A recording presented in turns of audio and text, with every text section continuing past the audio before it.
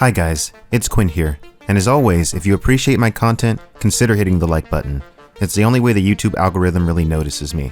In my last video on the Culture series, I said that if you haven't read the books, just to pick up Consider Phlebas and see if you like it. This was my experience because I read the books in the typical suggested order. But I guess you don't really have to read the books in any kind of order. In fact, Consider Phlebas really provides you with mainly just an outsider's view on the culture. Other books in this series, like The Player of Games and Use of Weapons, provide a more complete view of the culture because the main characters are members of the culture itself. I think Accession Book 5 is probably the best book altogether, along with The Player of Games coming up as a close second. If you've watched my last video, because I was attempting to provide a quick overview for people who have not read the series at all and wanted to uncover the nuances of the culture for themselves, you might have gotten the impression that the culture's defining feature is its technology. But in reality, it's not just about tech, it's about what the culture represents, and quite frankly, the culture of the culture. This video will have some minor spoilers for the various culture books and short stories, so keep that in mind. The culture actually existed for many thousands of years before it potentially revealed itself to humanity on Earth. And there is a reason that I say potentially, and I'll get to that in just a second. In Banks's collection of short stories, The State of the Art, it is revealed in the novella of the same title that the culture had actually visited Earth sometime in the late 1970s and had been studying humanity. By the spring of the year 1977 AD, the General Contact Unit Arbitrary had been stationed above the planet Earth for the best part of 6 months. The ship of the Escarpment-class Middle Series had arrived during the previous November after clipping the edge of the planet's expanding electromagnetic emission shell while on what it claimed was a random search. How random the search pattern was, I don't know. The ship might well have had some information it wasn't telling us, some scrap of rumor half remembered from somebody's long discredited archives, multitudinously translated and retransmitted, vague and uncertain. After all that time and movement and change, just a mention that there was an intelligent humanish species there, or at least the beginnings of one or the possibility of one.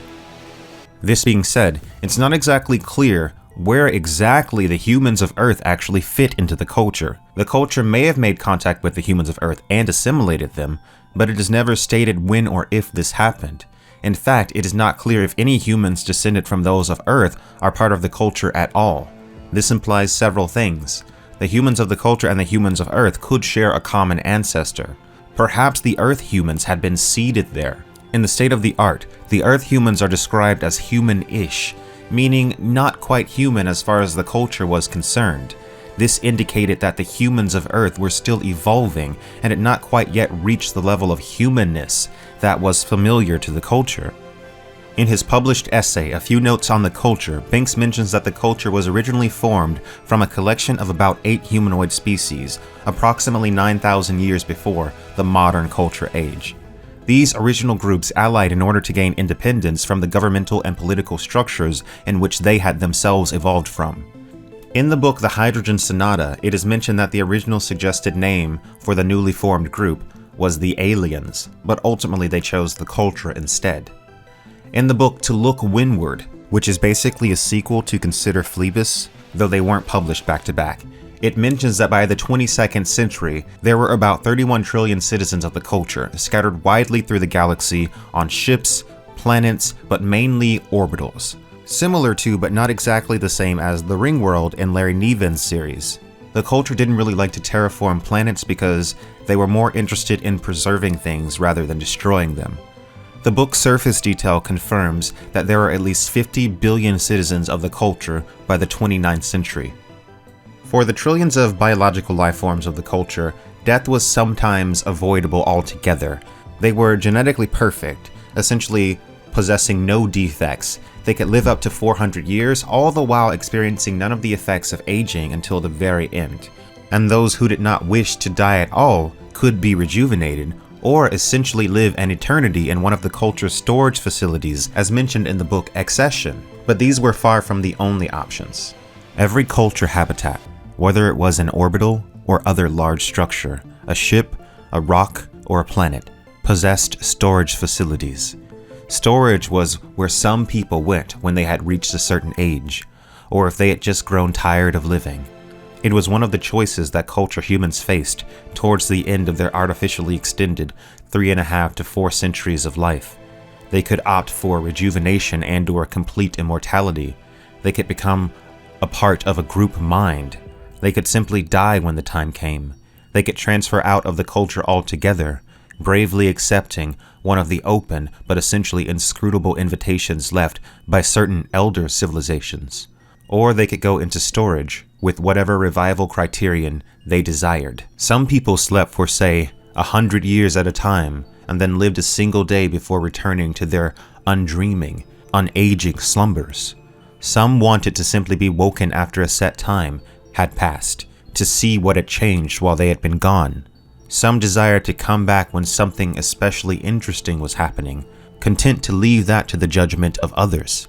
And some only wanted to be brought back if and when the culture had finally become one of the elders itself. The universe in which the Culture series takes place is a universe that is much lived in. There are countless civilizations which have lived and died, and there are of course elder races which have retreated from interactions with greater cosmic society altogether. It is also mentioned in Accession that the culture has been putting off the decision to sublime and become one of the elder civilizations for millennia. Another thing that's very interesting about the culture is that they don't really have laws. This is one of the many things that makes the post-scarcity society presented in the Culture series different from the ones presented in things like Star Trek. Any rules that the culture has relates to restricting freedom or causing harm to others. If anyone is really bad, they have a drone follow you around and prevent you from doing anything bad again. They call these slap drones. We have these things called slap drones. Oh yes? She had vaguely heard of drones. They were the culture's equivalent of robots, though they looked more like items of luggage than anything else. Some of the tinier things floating in the great hazy view in front of them were probably drones. She already didn't like the idea of a variety with the word slap in its title. They're things that stop people doing something they probably ought not do, Cynthia told her. They just accompany you, she shrugged, sort of an escort. If it thinks you're about to do something objectionable, like hit somebody or try to kill them or something, it'll stop you. A slap drone has various methods to stop a person, and ultimately they can render a person unconscious, painlessly of course.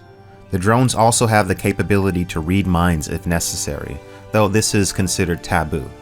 Before engaging in any kind of force, however, the culture will attempt to help a citizen first if something goes wrong mentally by offering them voluntary psychological adjustment. Most citizens of the culture, however, have well-balanced personalities, though in rare cases, some abhorrent traits may appear. The culture is a hedonistic society. They emphasize pleasure over work. Even the non-biological drones seek pleasure. There is also a form of sex that drones can engage in with each other for pleasure. Drones are about as intelligent as people, and they have their own individual personalities. Civilian drones, however, are not as smart as drones built to be agents of contact or special circumstances. These also have powerful force fields and lasers, as well as perhaps other weapons. Within the culture itself, there are various variants of humans. Interestingly enough, most alterations to the human form go in and out of style, almost like fashion choices. Humans can basically change anything about themselves. They can even alter their sex entirely. It is mentioned in the book Accession that some modern culture humans, like Ulver Sich, are descended from humans who had chosen to take more animalistic forms. Ulver Siches had been one of the Rock's founding families. She could trace her ancestry back through 54 generations on Phage itself, and numbered amongst her ancestors at least 2 forebearers who were inevitably mentioned in even one-volume histories of the culture, as well as being descended from, as the fashions of the intervening times had ordained, people who had resembled birds, fish, dirigible balloons, snakes, small clouds of cohesive smoke, and animated bushes. The tenor of the time had generally turned against such outlandishness, and people had mostly returned to looking more like people over the last millennium, albeit assuredly pretty good-looking people, but still, some part of one's appearance was initially at least left to luck and the random nature of genetic inheritance, and it was a matter of some pride to Ulver that she had never had any form of physical alteration carried out. Well, apart from the neural lace, of course, but that didn't count. Humans outside the culture who were not altered in any way are referred to by members of the culture as human basic. Some altered humans don't look like humans at all. They choose to take the form of other beings, perhaps not even humanoid. But it is also mentioned in the book Matter that if the form is too different from the human form, that the process could be irreversible. One thing I find really interesting about the culture is their relationship with drugs. In the Dune series, one of my favorites of all time, the relationship between the progress of humanity and the use of drugs is a pretty significant part of the series. The Culture series takes this to a new level. In this series, any human with the proper glands can access drugs anytime they want. These glands produce these substances from within their own bodies. The drugs have various uses, whether sensory, sexual, or mind-enhancing. Just a few of the drugs mentioned in the series include Sharp Blue, which is essentially a drug that heightens problem-solving capability, or Spurk, which is mentioned in the book Matter as a drug that can release you from a dark mood. And then there's Snap, which is referred to as a breakfast drug in the book Player of Games. He forced himself awake, glanding the culture's favorite breakfast drug, Snap, and was a little disappointed to see Ram look just as fresh and energetic as he felt. Snap was a mood enhancer. It also seemed to increase alertness and energy. And there are several more drugs named in the series that do different things. In this series, Ian Banks is toying with our conception of what humanity is. It is never quite clear even what the culture means when it says humanoid or human. What is the criteria for humans? What is the hidden quality that is distinct to humanity, the quality that defines us? I think Banks never quite went into detail about this, perhaps ultimately because it doesn't matter. Humanity will always be in a state of constant evolution, constant change, and even when we take the reins of our own evolution, it still won't account for individual choice. Humans will still change themselves simply because they can, instead of based on the need to adapt. I plan on talking more about certain aspects of the Culture series in future videos. Let me know what other science fiction series you'd like to see me explore in the comment section below. Thank you guys. Just a heads up for those of you that may be interested, my next graphic novel, The Lie Behind the Star, is launching February 2023. You can sign up now to get on the email mailing list to get notified as soon as it launches. More information on my website, link in the description. Thank you guys so much.